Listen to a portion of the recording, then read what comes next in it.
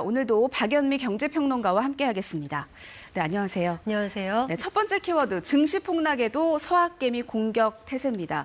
보니까 뉴욕 증시 오늘도 하락 마감을 했고 불안한 모습이 계속되고 있는데 해외 투자 경향이 여전하다는 얘기일까요? 네, 서학개미들의 공격적인 투자 성향은 여전히 변치 않았습니다. 간밤에도 말씀하신 것처럼 3대 지수가 2% 전후 하락을 했는데 특히 서학개미들이 가장 사랑하는 선호주가 가장 많이 빠진 것으로 지금 나타나거든요. 올해 들어서도 보면 테슬라 주가는 40%, 엔비디아 주가는 30% 하락했습니다. 이 구체적으로 그 한 펀드의 예를 들어서 한번 말씀을 드려보면 서학개미가 주로 사랑하는 25개 종목이 들어있는 이 서학개미 ETF라는 게 있거든요. 제목이 그렇습니다. 그런데 이게 작년 12월 중순하고 비교를 하면 그때 당시가 고점이었으니까 약 40% 정도 하락을 했습니다.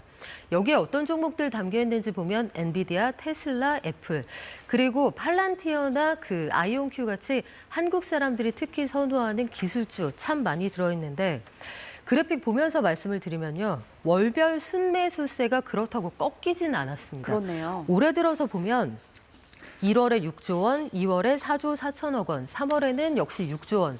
서학개미들은 여전히 미국 주식을 순매수하고 있다 확인을 할 수가 있는데요. 그런데 이렇게 전운이 고조되고도 계속 샀을까 궁금한데 7일에도 필라델피아 반도체 지수를 3배 추종하는 SOXL, 가장 많이 산 주식 1등이었습니다.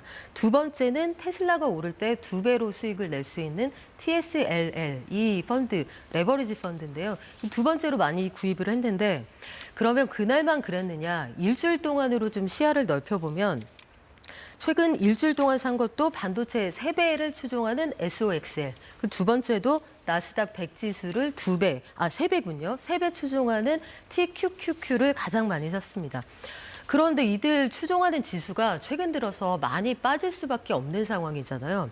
관세 전쟁 뒤에 급락을 해서 필라델피아 반도체 지수는 최근에만 16% 급락을 했습니다.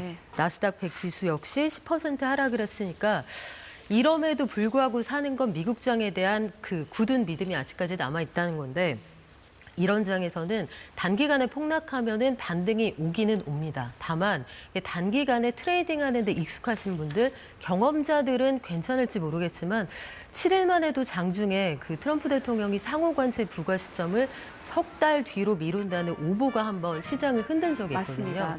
그 속보만으로도 지수가 6% 왔다 갔다 했으니까 단기 변동성이 상당히 커질 수 있다. 이 부분은 주의하셔야 될 것 같습니다. 그렇군요.